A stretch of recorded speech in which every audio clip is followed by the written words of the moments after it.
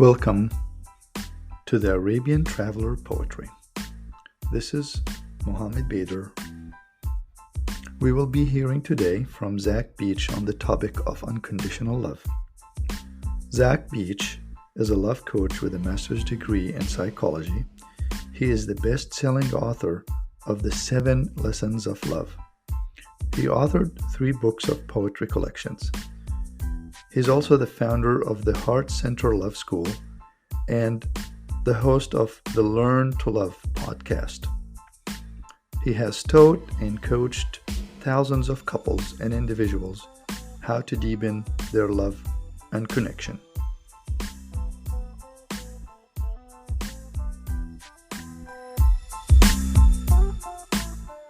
How are you? I'm glad really to finally meet you. This was really exciting. Finding you, I have found a lot about you, and I appreciate the whole concept of unconditional love that you are working on. And I know that you also teach yoga and teach various things. So for the audience, I just wanted to have you just introduce yourself and tell us a little bit about what got you into the topic of love. Yeah, so thanks so much, Mohammed, for having me. I'm looking forward to our conversation, and thank you, listeners, for listening to this show. Just today, I was editing one of my own podcasts, and I was like, wow, this is a lot of work. So I appreciate that you are doing this, that you are putting this out into the world, and really promoting poetry and love and different things like that. So for those wanting to learn a bit about me, it's true. If you look on my driver's license, it will tell you my name is Zach Beach. I am based in the San Francisco Bay Area. If you go to my website, it will tell you that I am a yoga and meditation teacher, an author, a poet, and a love coach. But really, I'm just like you. I'm just trying to live in line with my truth and my heart. And that to me is all about the path of love. And I think of my mission in the world as meant to bring more love into it and help others on their path of discovering the love that they have inside and manifesting and bringing that love outside.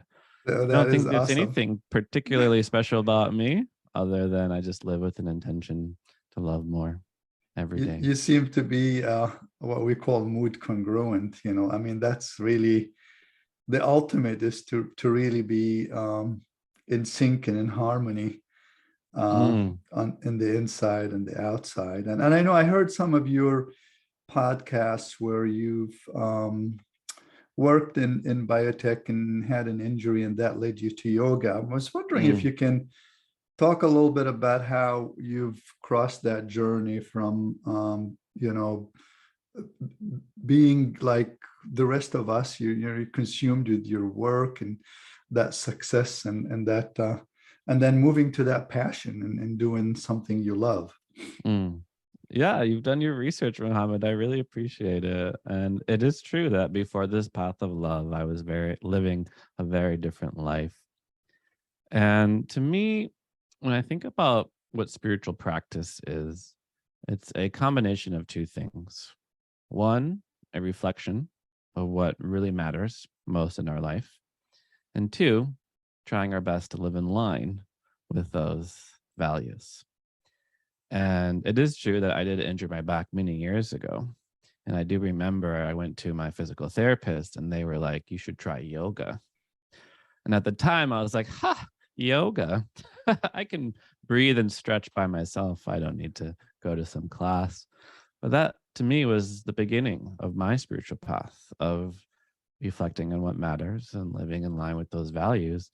And once I began this process, I realized that what truly matters most in life is love, that we are on this planet to love, that all of us, you, me, everyone that we ever meet in this life needs a connection, needs a feeling of connection and belonging from birth until death. So my path has been a deepening and an expanding of that intention, because the power of intention is how open-ended it is. Unlike a goal, which is often a future directed point that you are working towards, an intention is something that you get to set and then explore in a million and one ways. And I do think of my work in the world as being on the level of the body, the heart, and the mind, and the spirit. So on the level of the body, I love teaching yoga, getting people in touch with their bodies. On the level of the heart, that's where poetry comes in, which I think of as the language of the heart. The level of the mind is where my coaching and writing comes in. And of course, the level of the spirit is that unexpressible reality of our existence that we can get in touch with by uniting all these elements. Well, talk about poetry as and love and the heart. And so I know you've just published a book called Pebbles, and I just wanted to have you talk a little bit to us about Pebbles and perhaps read. This podcast is mainly about poetry, and a lot of it I'm trying to focus on Arabic poetry also, and later on, I'd like to read something for you from Gibran on love and see like what's your thoughts on that. But maybe for now, you can maybe just tell us about Pebbles, and if you'd like to read us a couple poems from it, and kind of let us know, why you chose those poems and what they represent to you. Yeah, it's so wonderful, this work that you're doing, because I do think of poetry as being both an amplification and a clarification of what it means to be human. And poetry is the art of expressing the inexpressible.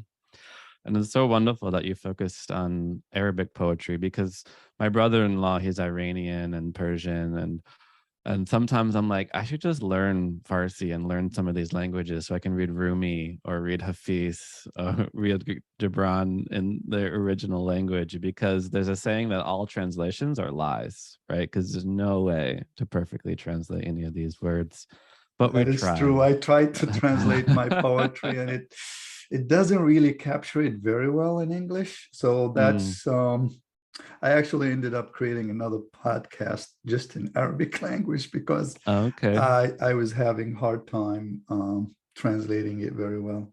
Yeah. So yeah, I love poetry, and after many years of reading it and sharing it in my workshops and classes, I was really feeling called to write my own. So I'm super excited about my latest poetry collection. It's my third one, and it's called Pebbles. And it's really just meant to reflect a greater level of peace and contentment that we find in the maturation of our spiritual life and a refinement of our attention to the here and now in this moment. I do think of it as almost like a peaceful walk in the woods with a teacher or a guru, as they point out this ocean of small beauties around us. I'm often reminded of a story of a great meditation teacher who would wake up at 3:30 a.m. every morning to walk to the meditation temple. And when people asked him why he was so dedicated and focused on his spiritual practice, he simply said, I meditate so I can notice the flowers on my way to the temple each morning. And that to me is what this book is all about appreciating all the beauty that is all around us all the time. So Pebbles is both meant to conjure up an image of a Zen garden, the way that it represents simplicity and emptiness and potentiality, and also meant to conjure up an image of like a creek with clear water running through it, and you can see down into the water at the pebbles getting smoothed over by the rocks. And one huge inspiration for this book was also the work of Mary Oliver, who many of your listeners who are into poetry are probably familiar with. And I even remember reading one of her books on writing poetry, and she said there's a big difference between a rock and a stone. And in the dictionary, these might be synonyms, but a rock is very hard, jagged, right? But a stone is something smooth, like it's been eroded by water. And that to me is also what Pebbles is, these small little nuggets, these little gems of wisdom that we can bring into our life to really see the world around us in a new way. And so many of the poems are very short. They get longer as it goes on because the third section is about petals, like petals on a flower. So things get longer. And I'll just mention one here. And it goes like this. The river shapes the banks hold the river. As the brain gives rise to thinking, thinking shapes the brain. You make your path by walking it. Obstacles become part of the path. Take this world by the hand, hear the music, and dance together, not knowing who is leading. Beautiful. That's very beautiful. Yeah, so a huge inspiration was also the concept of wu wei, which you might know, the Japanese word, which again doesn't have a perfect translation, but I also often think of it as effortless action, a total dropping of self consciousness to align ourselves with the natural flow and harmony of life. Yeah. And that Yeah. to me is what that poem is all about.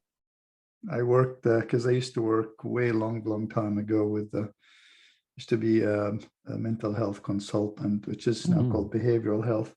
And I used to work with a psychiatrist who used to say action by inaction. Yes. You know, it's like very beautiful. And I think, I appreciate, let's hear another poem from you. And I want to, maybe you can also tell us a little bit about, what prompted you to read that poem and what's the meaning behind it for you. Hmm. Yeah, absolutely. I should probably just read the poem. None of these have titles because a huge inspiration from the book was minimalism, simplicity. I often think about that quote from The Little Prince that perfection is not when nothing can be added, but when nothing can be taken away. So even when writing, I was like, what words can I take out here? If there's a multi-syllabic word, can I reduce it to a smaller word? Right. So this poem, in my mind, is titled Pebbles, even though there's no actual title. And it goes, look for the pebbles in your life, the small ones making big waves, those abiding in rivers of light, those in candy wrappers, spring buds, and raindrops, those resting in the night sky and carried by church bells, those handed to you by minds new to the world and become new to the world, born every moment, as if each blade of grass was singing, there is more joy here than we can ever know. Very beautiful, very beautiful. And for folks who would like to get a copy, you can also let us know at the end, like where people can get a copy. But if people want to get this book, I know I got it through a website. And how do you have any idea for people where to get it from? Oh, yeah. Amazon, the Yes. biggest bookseller in the world. You can get it Yeah. in paperback and on Kindle. So that's the best way to do it. You can also find the link through my website, zachbeach.com, both the homepage and there's a page on the book itself that you can click on that it will take you to the book. So It's a beautiful work. I want to switch a little bit and go back to talking about love. And I know you work with individuals, couples, men, mhm, women, and groups to deepen love. And I mhm. just wanted to have you talk a little bit about your practice and how do you do that? And if you have individuals or couples come to you, what kind of issues are you working on with them? What kind of advice you give for couples to deepen their love Mm. and relationships? Yeah, happy to talk about it. I'll preface it by saying that, I work with people a number of ways. I have group classes and workshops. There's online courses and audio courses folks can take. I even have my own podcast called Learn to Love. But absolutely, one of my favorite ways to work with people is one on one or one on two, if this is a couple that I'm working with. And as a love coach, we're not here to give advice. We're not here actually to give anything because one of the lessons we find on the path is we already have everything we need within us. And it is a matter of just bringing that out, bringing out that capacity to love. So often it's just a matter of having the person reflect on what they're really looking for, what the heart is trying to say, and getting them to communicate that from the heart. And I work with people at every stage, from the beginning of finding a romantic relationship, like dating, all the way to being in a long term relationship for the rest of their life, and also alternative and sexual minorities, helping people maybe have multiple relationships if they're into things like polyamory. And um, it's really wonderful work. And one of the biggest questions that always comes up is, where do I begin? Right? Where do I begin if I want to open my Yeah. heart, if I want to bring more love into my life? And I usually begin by saying that our love begins with our attention, which is something that we can refine, something like meditation or something like yoga, or just something like a loving relationship. Because the first thing and first step to being there for somebody is actually being there. And this is one of the hardest things for any of us to be able to do, because rarely are we actually where we are, right? We're Right, thinking right, about the right, right. future, we're thinking about the past, we're thinking about our to-do lists. When we're listening to somebody, rarely are we listening. We're often waiting for them to stop speaking so that we can say what we want to say. And when we do want to deepen connection with somebody, that connection is only ever going to happen in the present moment. So that involves being able to fully be there with someone, be Yeah, that ear to listen, yeah, shoulder to cry on. And that involves focusing our attention, taming the monkey mind, letting the mind become calm so that we can fully receive somebody with our full body, heart, and mind. So everyone says communication is important in relationships, but communication is a two-way road. It's not just talking. It's also receiving, validating, empathizing. So that's one of the biggest first steps that happens when you do like work with couples, for example, is really just to get them to listen to each other, to mirror back, to validate what the other person is experiencing, to change it from us, or to change it from me versus you to us versus the problem, right? To honoring both people's subjective realities. well, that's wonderful. I wanted to just quickly, I know, most holy books, poets, different people said a lot of things about love. And I'm done a lot of work early in my life on Gibran and William Blake, actually. And so I thought maybe I Such a big just fan of Blake. And when you say Gibran, you mean Khalil Gibran? Khalil Gibran, yeah, Yeah. yeah. And so I thought I was kind of reflecting back on what did Gibran say on love, but I wanted to read this one little couple lines for you and see what's your reflection on it as you work on love. Um, this is from a poem I believe he has on love, on marriage, actually. When you love, you should not say, God is in my heart, but rather, I am in the heart of God. Mm. And think not you can direct the course of love, for love, if it finds you worthy, directs your course. Mm. I just wanted you to kind of reflect on that and see, like, how does that, as you working with couples and as you to me, like, I was just thinking maybe you're just saying you just cannot force love, or you have to give it its time. And I think I heard you say reflecting and listening to each other. But just maybe your reflections on it. Hmm. Oh, wow. Where to begin?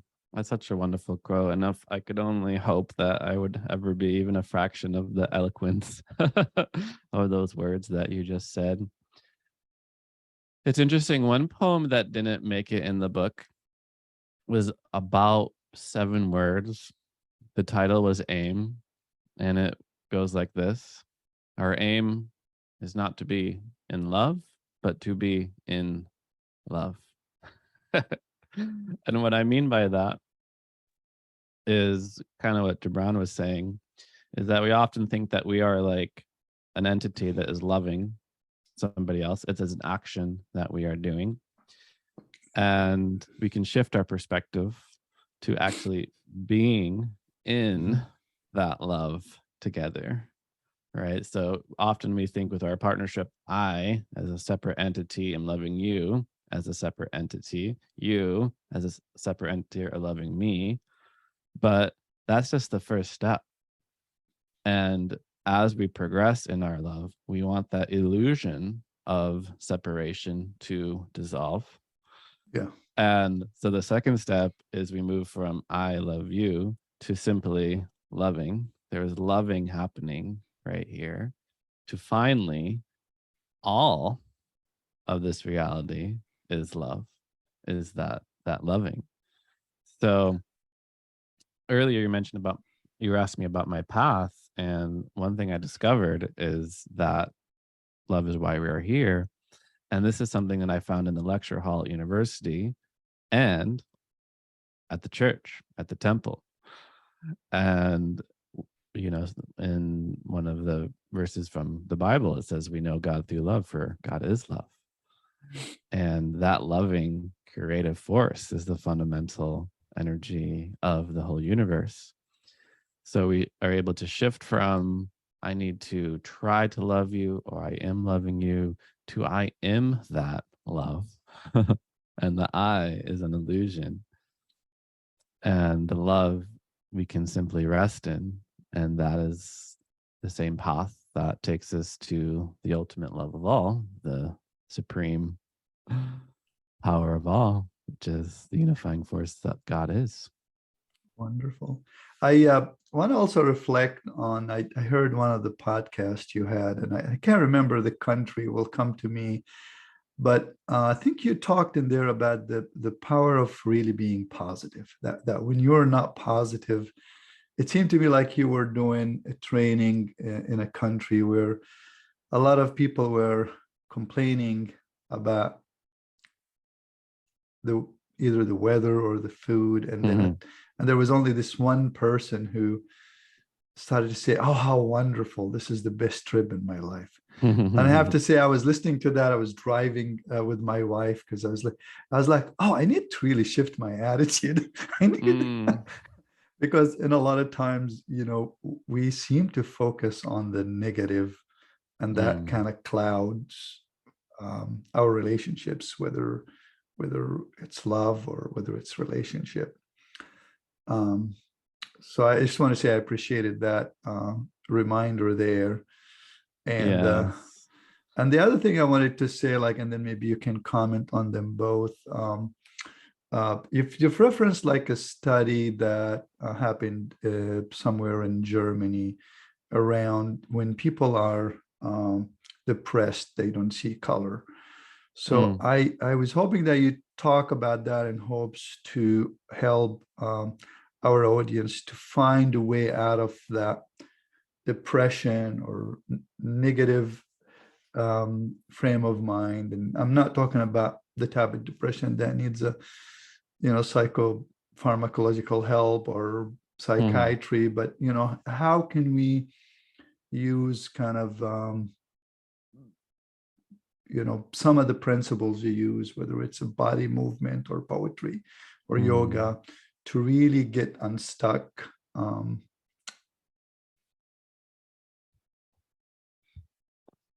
Yeah, I'd be happy to address many of those things. So first, what comes to mind is there's this lovely book called Spiritual Evolution by the Harvard professor George Vaillant.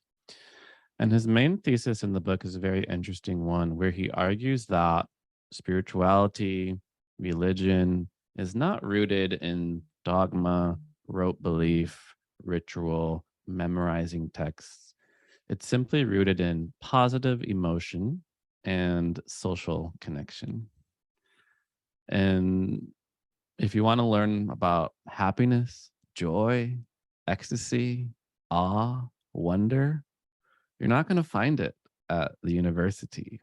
Positive psychology is in its infancy, right? If you want to go learn about these things, ecstatic love, unconditional love, joy, you're going to find that on the spiritual path.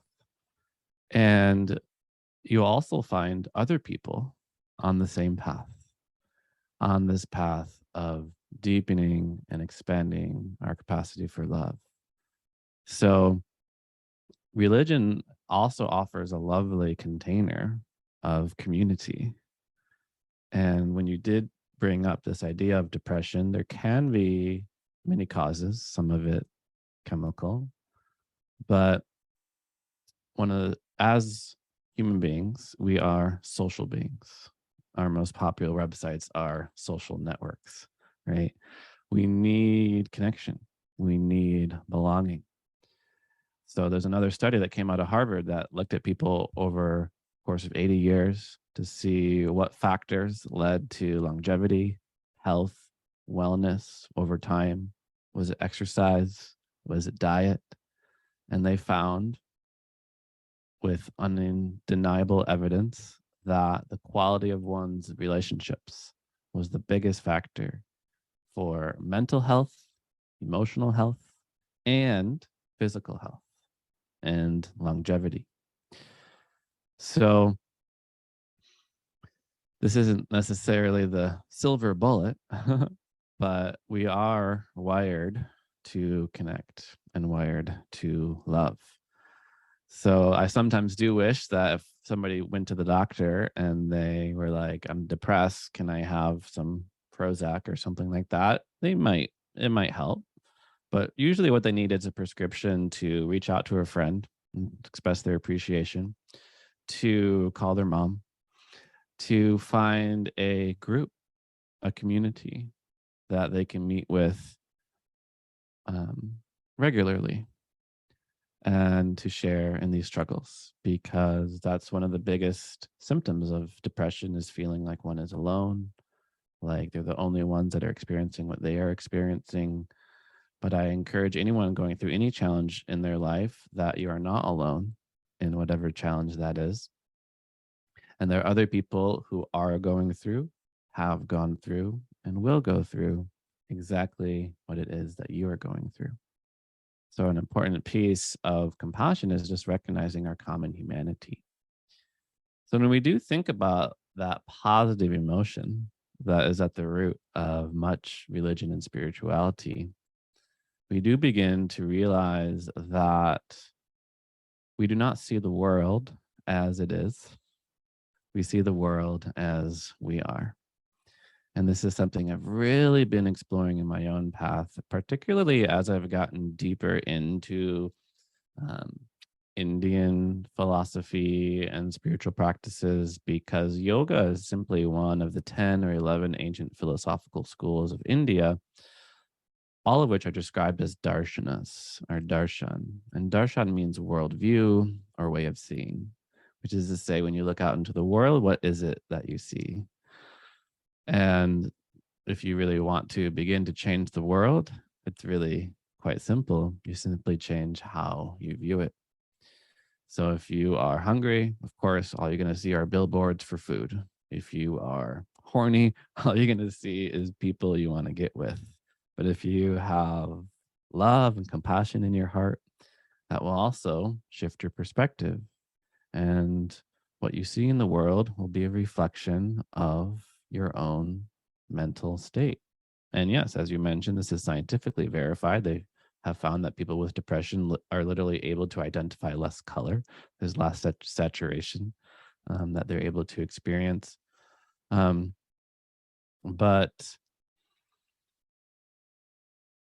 it's our darshan that really expresses our worldview. You know, when you look at a tree, do you see a species undergoing photosynthesis, or do you see a manifestation of Mother Earth offering a gift and a home to countless creatures?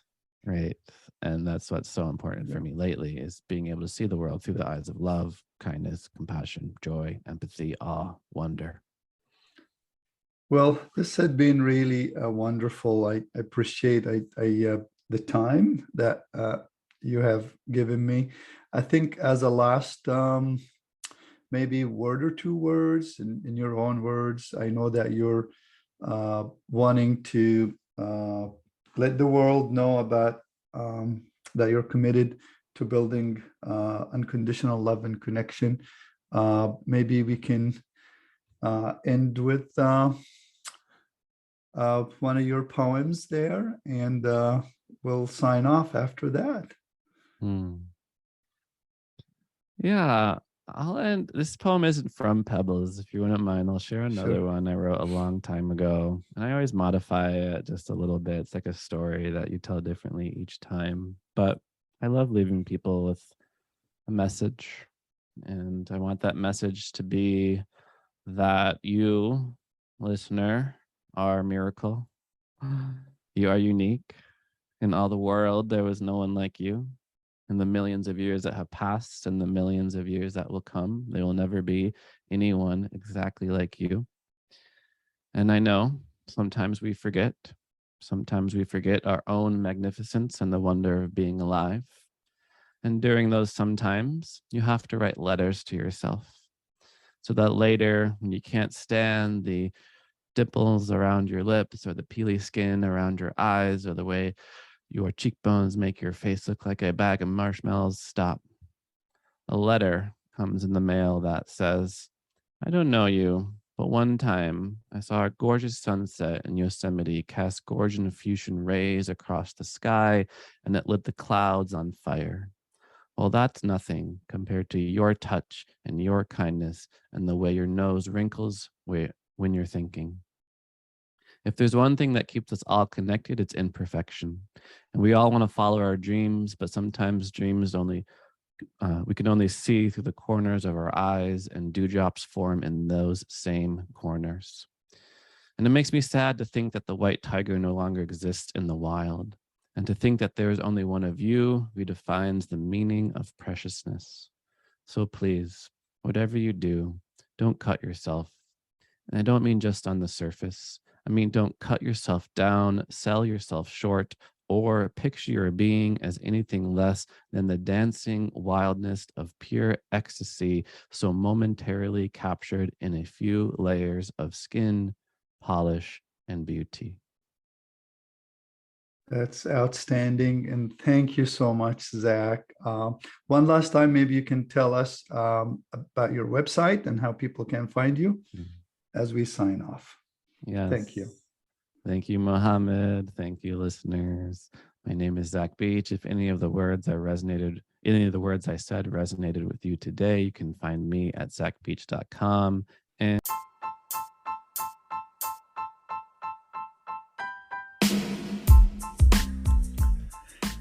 thank you for listening. It was truly a wonderful, wonderful opportunity to meet Zach Beach.